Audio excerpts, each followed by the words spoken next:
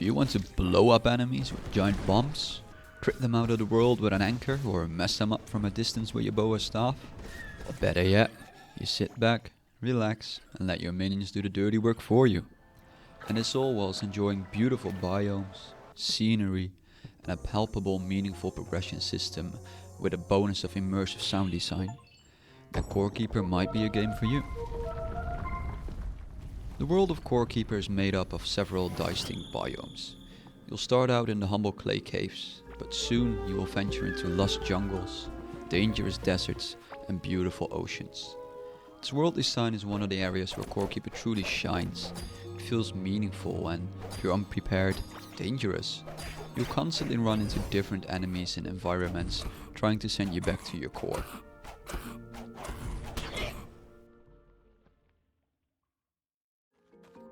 These biomes all create their own unique atmosphere, strongly helped by the use of lightning in their music.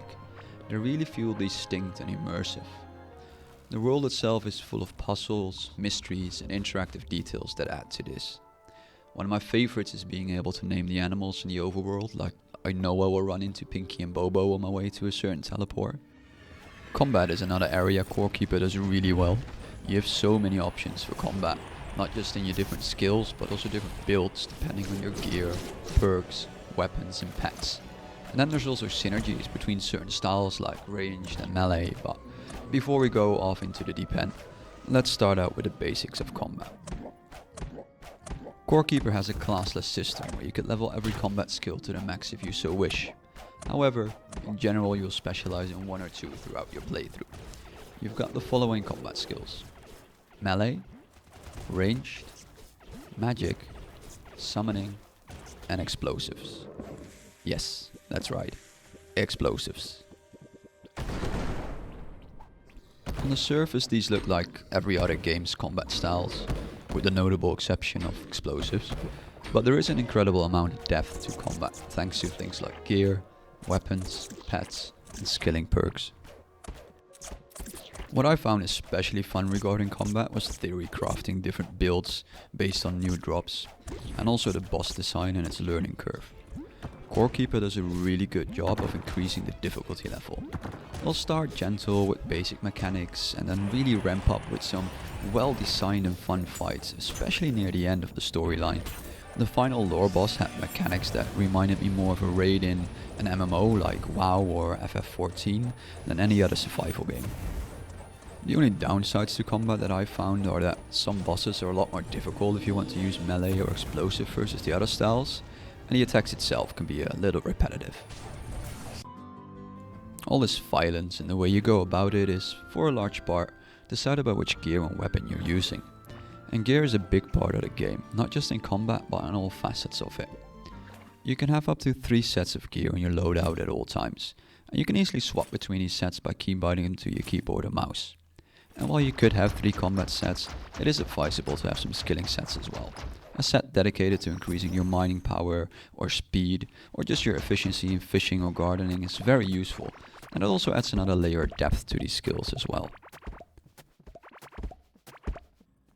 To get this gear and other items, you will have to gather up a ton of materials. The game presents you with several different options for gathering these materials, from killing bosses, monsters, or just picking them up from the overworld, or using skills like fishing and mining. Your different skills and tools allow you to craft the materials you've found into a lot of different useful items. This crafting system has a good amount of depth to it. The sheer number of options available is impressive, and the fact that almost everything has a use, albeit very niche at times, even more so. Seeing your base grow from a simple farm with a smelter to a straight up production line of plants and bars is one of the most visually pleasing signs of progress outside of combat. And again, there's a decent amount of depth to this building system. You can keep it relatively simple, like I did, or you can go wild and design the base of your dreams. To build this dream base, you will have to utilize your skills. And skills are relatively basic in Core Keeper, with skills such as mining, fishing, and gardening. But it isn't the design of these skills that I found impressive, but the way that you use them and the feeling of progression throughout leveling them. Take mining for example, where you start off by hitting a wall a couple of times with your copper pickaxe and slowly work your way through it. A couple of hours later and you'll be blasting through these same walls like they're nothing with your hand drill. Besides the passive gains in a skill every level, you also get to spend a talent point every 5 levels on a perk. These perks can really enhance your gameplay in every facet, from easier gardening to combat perks. And some skills have a natural symbiosis with others, like ranged and fishing. Creating specific builds around gear and skill perks was one of the most enjoyable parts of the game for me.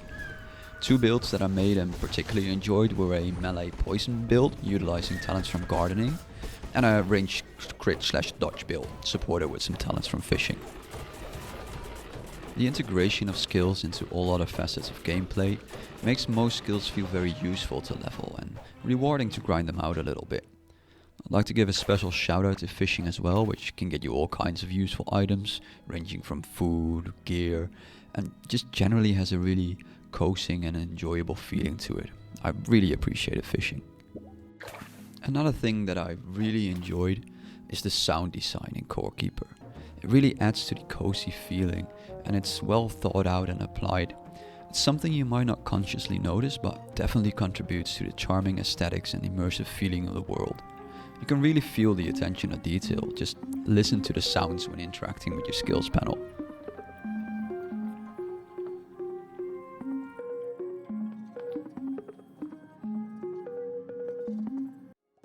All these previously mentioned systems add together to a gameplay loop that I found truly addicting. You're in a constant loop of gathering, crafting, skilling and fighting. A great example is at the start when you find your first egg. To do anything with this egg, you need a hatching machine. But to make a hatching machine, you first need to make a copper workbench. And to build this, you need copper. But to smelt copper, you need a furnace. And once you have these things and you want to build your hatching machine, you notice that you also need glass to make it, which requires a glass smelter, which you need more copper for. But once you place the glass smelter down, it tells you need to power it with electricity. So now you gotta figure out how to get electricity. For me, this loop was a constant carrot on a stick which kept me going and immersed.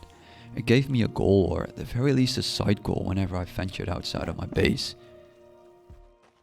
Lastly, I'd like to mention that Core Keeper is a game that is a lot of fun alone, but it's even better with friends, or a girlfriend who you force to play with you for a review. You can play with up to 8 people in one world. Playing together also opens up even more builds, where you use items and perks that influence the power of those around you. To wrap this video up, let's summarize Core Keeper's strengths and weaknesses, starting with its strengths.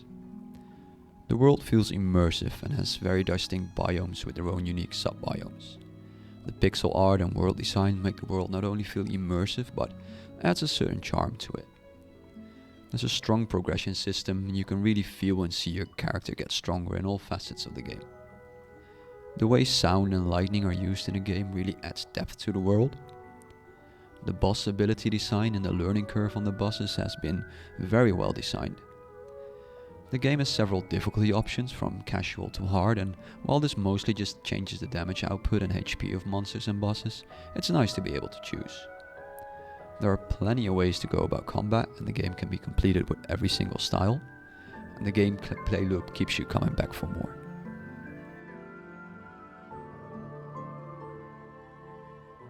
But there are of course weaknesses as well to Core Keeper.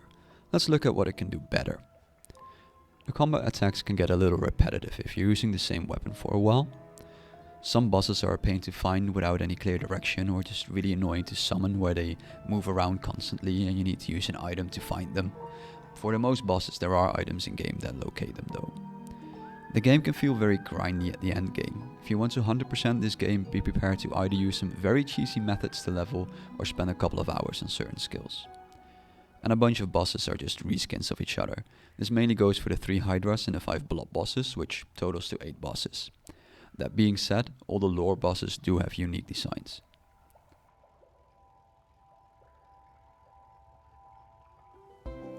Taking into account these strengths and weaknesses, I would 100% recommend Core Keeper.